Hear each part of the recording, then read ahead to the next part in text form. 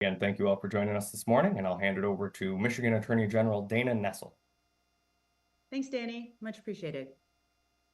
Good morning, everyone. Today, I'm announcing criminal charges against 4 individuals in connection to the tragic death of a 5-year-old patient inside a hyperbaric chamber at the Oxford Center in Troy on January 31st. Let me first say at the outset, criminal charges are merely allegations and all defendants are presumed innocent unless and until proven guilty in a court of law. Due to many failures by men and women who would call themselves medical professionals and wanton or willful disregard for the likelihood that their actions would cause the death of a patient, 5-year-old Thomas Cooper was killed when a fire erupted inside the pressurized, pure oxygen environment inside the chamber. A single spark, it appears, ignited into a fully involved fire that claimed Thomas's life within seconds. Fires inside a hyperbaric chamber are considered a terminal event. Every such fire is almost certainly fatal, and this is why many procedures and essential safety practices have been developed to keep a fire from ever occurring. The investigation into this tragedy has revealed how the Oxford Center in Troy and several of its key decision makers held safety among their lowest considerations in their hyperbaric treatment practice. Yesterday, 4 people were arrested in connection with the tragic killing of Thomas Cooper. My office has filed charges against the first 3 defendants with second-degree murder. Those charged are the owner of the Oxford Center, Tamala Peterson, her primary management assistant at the facility, Gary Markin, and the Oxford Center's safety manager, Jeffrey Mosteller. Each of those have been charged with alternative counts of involuntary manslaughter, meaning that a jury will be able to decide which charge properly befits their conduct. My office is confident that second-degree murder charges are appropriate for these individuals. This offense requires that the prosecution prove the defendant or defendants acted either with intent to kill or commit great harm, or, as specifically articulated in the law, to have acted in wanton and willful disregard of the likelihood that the natural tendency of said act would result in death. The jury instruction states it even more simply. To prove this charge, a prosecutor must prove that the defendant caused the death, that the death was not justified or excused, and that the defendant knowingly created a very high risk of death or great bodily harm, knowing that death or harm would be the likely result of their actions. We intend to demonstrate in court a series of actions undertaken by these defendants that satisfy these charges and tragically led to this child's death. Should a jury decide the state failed to meet this standard, they will have at their disposal the alternative charge of manslaughter. And to convict on this charge, the jury need only determine that the prosecution proved the defendant's actions caused the death of Thomas Cooper, that the death was not justified, and that in performing the acts that caused Thomas Cooper's death, the defendant acted in a grossly negligent manner. Additionally, we've also charged Alita Moffett, the operator of the hyperbaric chamber at the time the device incinerated young Thomas Cooper, who faces 1 count of involuntary manslaughter and 1 count of intentionally placing false information on a medical record as a medical provider. In the immediate aftermath of the explosion at the Oxford Center in Troy, Fire, Police, and Emergency Medical Services deployed to the scene of the explosion, and the Troy Police Department began an investigation into what occurred. My office was quickly in touch with the Troy Police to offer assistance. We made available to them our special investigative agents and whatever other resources they requested. And through this investigation, remained at all times under the leadership of Troy Police. And they have completed their criminal investigation and submitted their report and findings to our office, where our state prosecutors conducted a review for any and all potential criminal charges. In the course of this investigation, experts on hyperbaric chamber and treatments were consulted extensively, and some horrifying and simple conclusions were reached. Obviously, there will be much we cannot yet fully discuss or disclose until such items are entered into discovery or as evidence, but suffice it to say for now that the Oxford Center routinely operated sensitive and lethally dangerous hyperbaric chambers beyond their expected service lifetime and in complete disregard of vital safety measures and practices considered essential by medical and technical professionals. Hyperbaric chambers are not new technology, and there are, in fact, many national and international safety standards developed to ensure patient safety and appropriate use of such devices.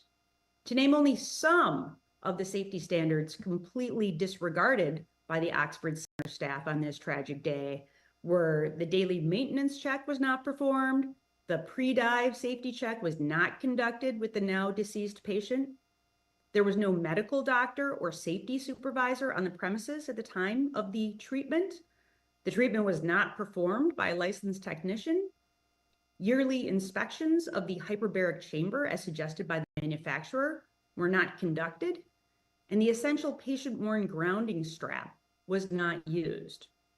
To make money as a business, the Oxford Center operated these machines and offered unfounded treatments to patients when medical science contradicted these uses of their services.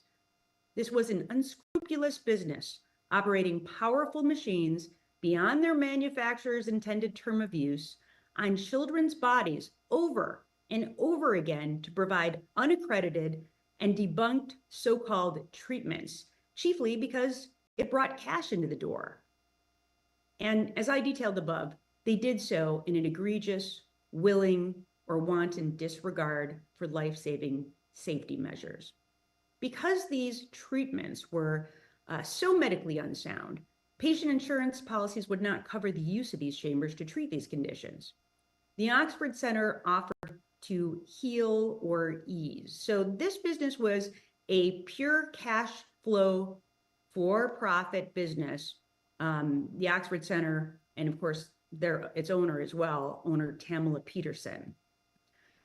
Thomas Cooper, at just 5 years of age, died in an easily preventable tragedy occurring inside an unsafely operated medical device beyond its intended service years after a treatment not supported by medical science to treat the ailments from which he suffered at a facility that offered these services and managed these devices in defiance of international safety standards in accordance with whatever would provide them the most income or profit. Tamala Peterson, the owner of the Oxford Center, was arrested yesterday near her home and will be arraigned later today on one count of second-degree murder. Gary Markin, a primary manager of the Oxford Center, was arrested yesterday at his home and will be arraigned later today on one count of second-degree murder. Jeffrey Mosteller, the safety manager of the Oxford Center, was arrested yesterday in a traffic stop near his home and will be arraigned later today on one count of second-degree murder. And Alita Moffett, the operator of the hyperbaric chamber on the day of Thomas Cooper's death at the Oxford Center, was arrested yesterday at her home and will be arraigned later today on one count of involuntary manslaughter and one count of intentionally placing false information on a medical record as a medical provider. All defendants are currently housed at the Troy Police Lockup Facility, and each will likely be transferred to the Oakland County Jail following arraignment. Arraignments for each will take place before Magistrate Chiapelli in the 52-4 District Court in Troy.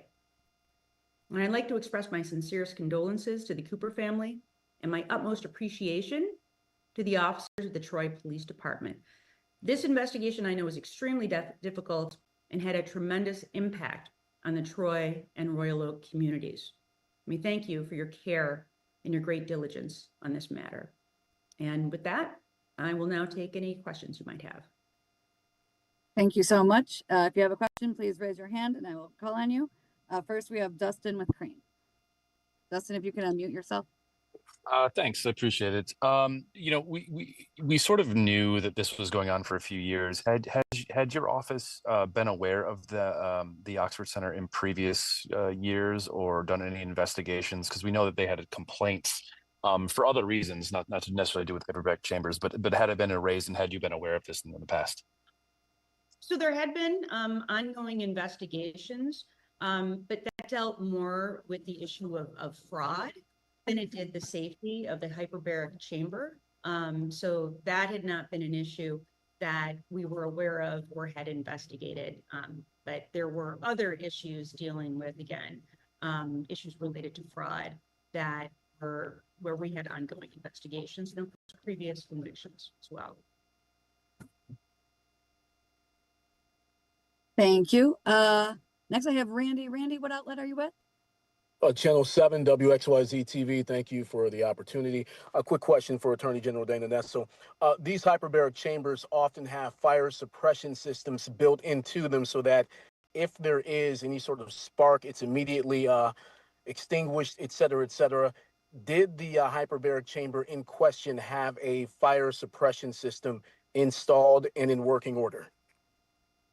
So I think I'm going to allow my Criminal Bureau Chief, Danielle Hageman-Clark, to answer that question. Danielle? We do not believe that it had a fire suppression system on it.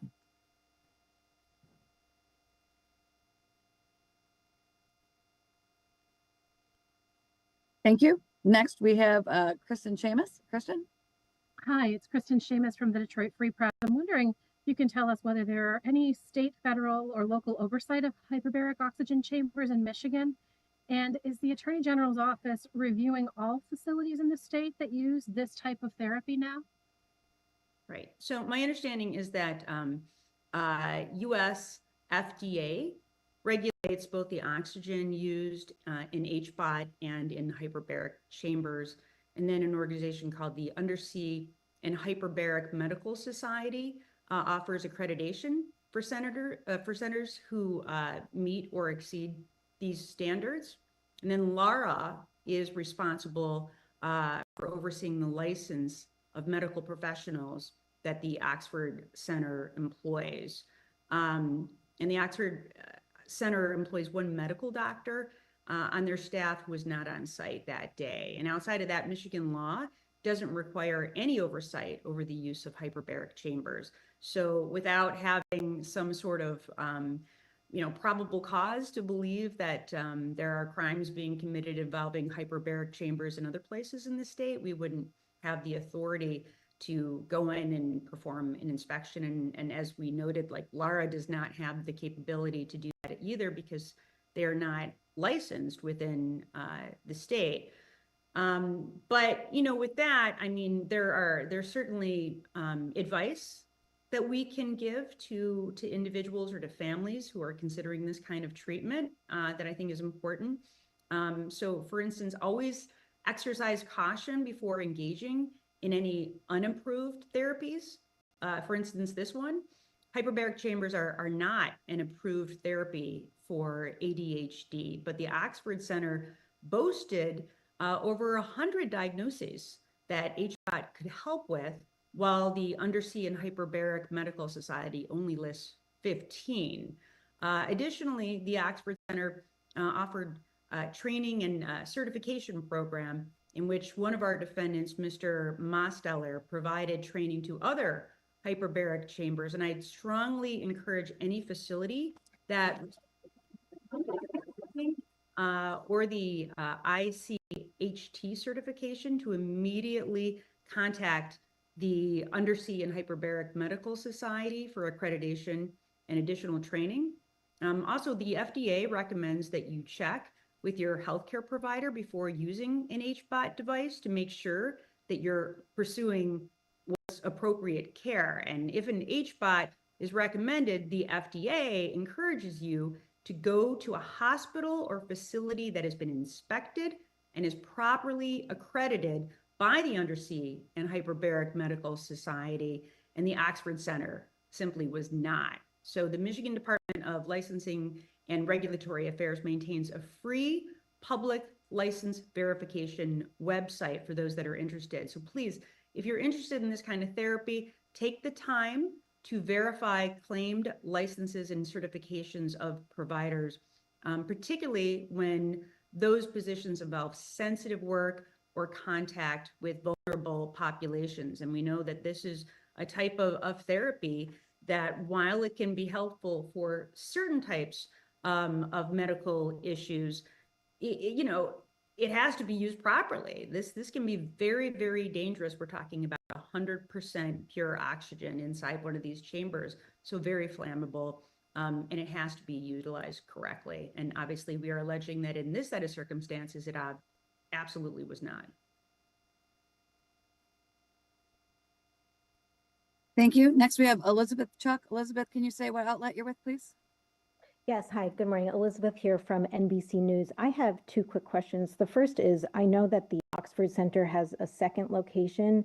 Has that second location been shut down, or is that being investigated as well, given the seriousness of these charges?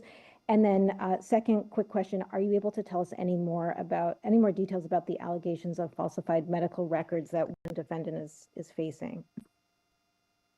Danielle, I'm going to throw this one to you.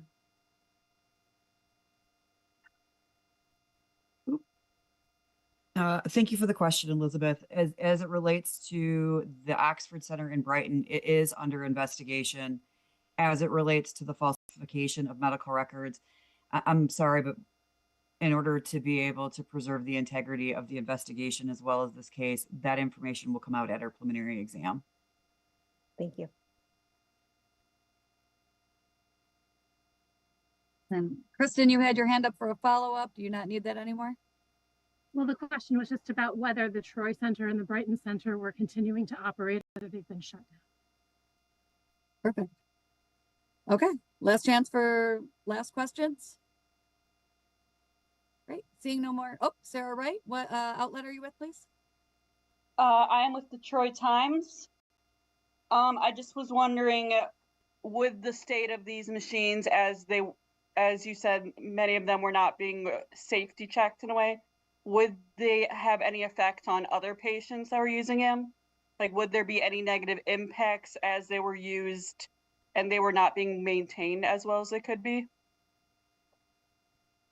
Yep, that's the basis of our allegation here, is that because they were not maintained properly, that those defendants involved should have known that there, was a chance, a reasonable chance that we would see this kind of outcome. So that really forms the basis of our allegations. But would this affect other, do you think this would have effects on other patients? Like, could other patients seek litigation because of this potential safety concerns? Well, I think you would have to have some sort of harm come to you, right? And so, because this was an instance, obviously, where a death resulted.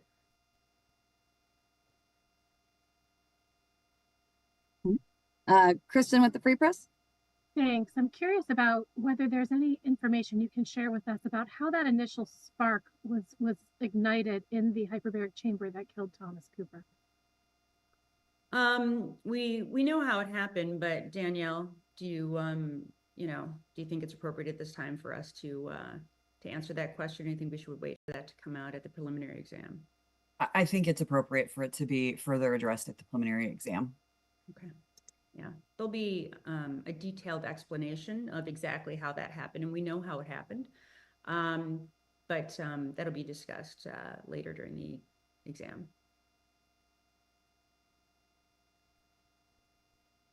Thank you. Okay, seeing no more questions, if anyone has a question as the day continues, please email agpress@mi.gov, and thank you all for your time today. Thanks, everyone.